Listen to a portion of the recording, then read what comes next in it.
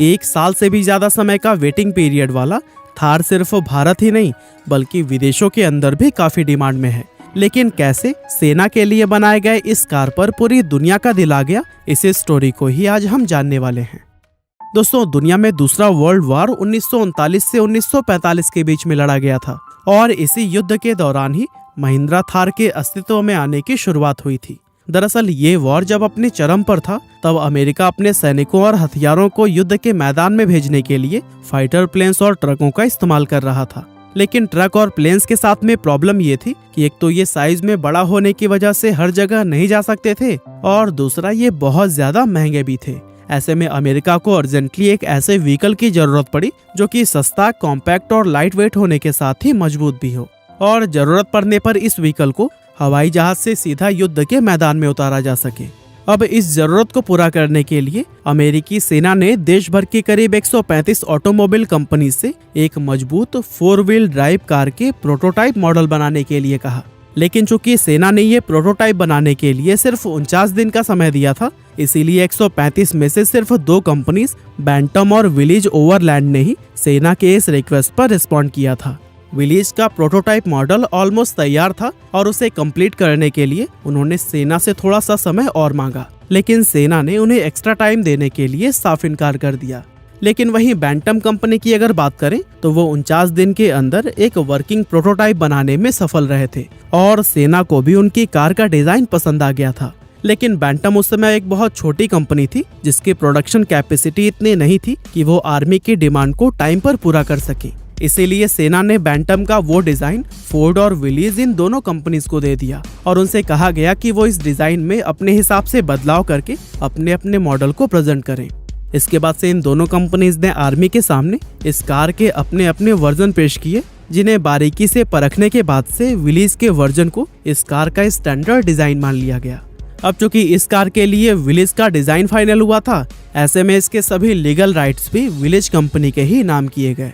जहां विलेज ने जीप नाम को ट्रेडमार्क करवाकर अपने इस कार को विलेज जीप का नाम दे दिया और इस तरह से उस फेमस जीप कार की शुरुआत हुई जिसने आगे जाकर पूरी दुनिया में नाम कमाया। दरअसल ये कार किसी भी तरह के उबड़ खाबड़ रास्तों पर चलने में सक्षम थी, साथ ही ये इतनी मजबूत थी कि छोटे मोटे धमाकों और बंदूक के हमलों को भी ये आराम से झेल लेती थी और इन्हीं सभी खूबियों की वजह से ही जीप तुरंत ही वर्ल्ड वॉर का एक अहम हिस्सा बन गई। अब आपको जानकर हैरानी होगी कि उस समय वर्ल्ड वॉर 2 के लिए करीब 6 लाख जीप बनाई गई थी। अब दोस्तों, जब तक वर्ल्ड वॉर चला तब तक ये कार काफी डिमांड में रही, लेकिन 1945 में वॉर खत्म होने के बाद से इस कार की डिमांड भी पूरी तरह से खत्म हो गई और अमेरिकी सेना ने भी इसे खरीदना बंद कर दिया। अब इस घाटे के सिचुएशन से निकलने के लिए कंपनी ने जीप को आम लोगों में भी बेचने की कोशिश की, लेकिन जिस तरह की सफलता इसे युद्ध के मैदान में मिली थी वैसी सक्सेस इसे शहर की आम सड़कों पर नहीं मिल पाई। दरअसल वॉर में यूज होने की वजह से जीप की छवि एक सोल्जर्स कार की बन गई थी और इसी के चलते कोई भी इसे एक normal day to day car के रूप में एक्सेप्ट नहीं कर रहा था और कुछ साल तक तो ये कंपनी जैसे तैसे थोड़ी बहुत सेल्स करके ही सरवाइव करती रही। लेकिन सेल्स के लगातार कम होने की वजह से कंपनी की हालत बिगड़ती चली गई और फिर एक समय ऐसा आया कि कंपनी पर बंद होने तक का खतरा मंडराने लगा। और दोस्तों, यही वो टाइम था जहां इस स्टोरी में महिंद्रा कंपनी के फाउंडर मिस्टर जेसी और केसी महिंद्रा की एंट्री हुई। असल में केसी महिंद्रा ने अपनी लाइफ के कुछ साल अमेरिका में भी बिताए थे और वहीं पर उन्होंने जीप को पहली बार देखा था। अमेरिका में जीप को देखकर वे इस व्हीकल से इतने इम्प्रेस हुए थे कि उन्होंने उसी समय ही इस कार को इंडिया लाने का फैसला कर लिया था और अपने इसी सपने को ही पूरा करने के लिए महिंद्रा ब्रदर्स अमेरिका पहुंचे थे,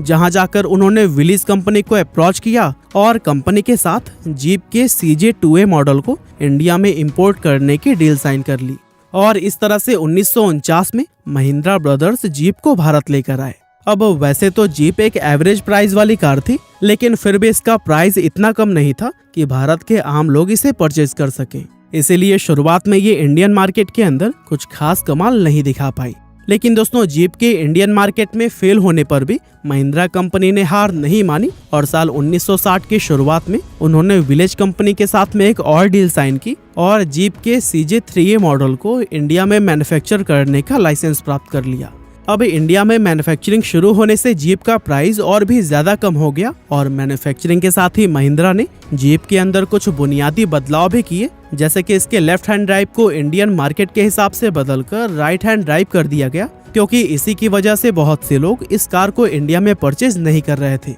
इसके अलावा जीप जो सिर्फ पेट्रोल इंजन के साथ में आती थी, महिंद्रा ने इंडियन मार्केट में इसके डीजल वेरिएंट को भी लॉन्च किया। और दोस्तों इसी तरह से उन्होंने इस कार में और भी बहुत सारे छोटे मोटे बदलाव किए, जिसका नतीजा ये हुआ कि इस बार जीप भारत में सफल हो गई थी और देखते ही देखते सिर्फ कुछ ही सालों में इसने इंडियन मार्केट के 25% शेयर को एक्वायर कर लिया था। इसके बाद से महिंद्रा करीब 40 साल तक जीप के अलग अलग वर्जन बनाती रही और इसका हर एक वर्जन इंडियन मार्केट में धूम मचाता रहा। लेकिन दोस्तों 40 साल की ये सफलता 90s के दौर से घटनी शुरू हो गई और शुरुआती 2000 में जब महिंद्रा ने बोलेरो और स्कॉर्पियो जैसे कार्स लॉन्च की, तो फिर उनके सामने जीप लोगों को आउटडेटेड लगने लगी। दरअसल एक ऑफ रोड कार के रूप में लोग अब जीप की जगह पर बोलेरो और स्कॉर्पियो जैसी ज्यादा बड़ी और लग्जरी एसयूवीज को पसंद करने लगे थे। इसी के चलते जो जादू जीप ने 70s और 80s के दौर में क्रिएट किया था, वो 2000 में आकर पूरी तरह से खत्म हो गया।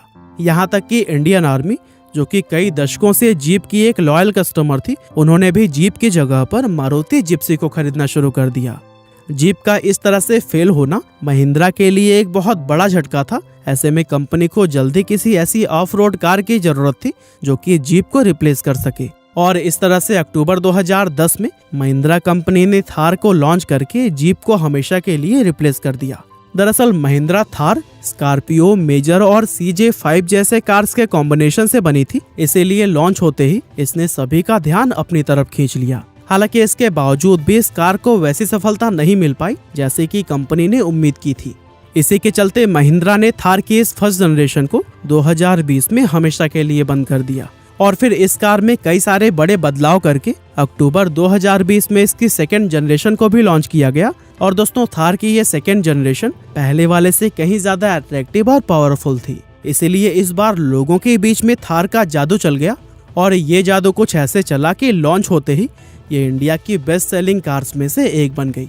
अब अगर आज की बात करें तो इस समय थार इंडिया के अंदर इतनी ज्यादा डिमांड में है कि इसका वेटिंग पीरियड 1 साल से भी ज्यादा का चल रहा है और इसकी सेल्स लगातार आसमान को छू रही है। बाकी हमारी आज की इस वीडियो में बस इतना ही था। ये वीडियो आपको कैसी लगी हमें कमेंट करके जरूर बताइएगा। आपका बहुमूल्य समय देने के लिए बहुत बहुत धन्यवाद।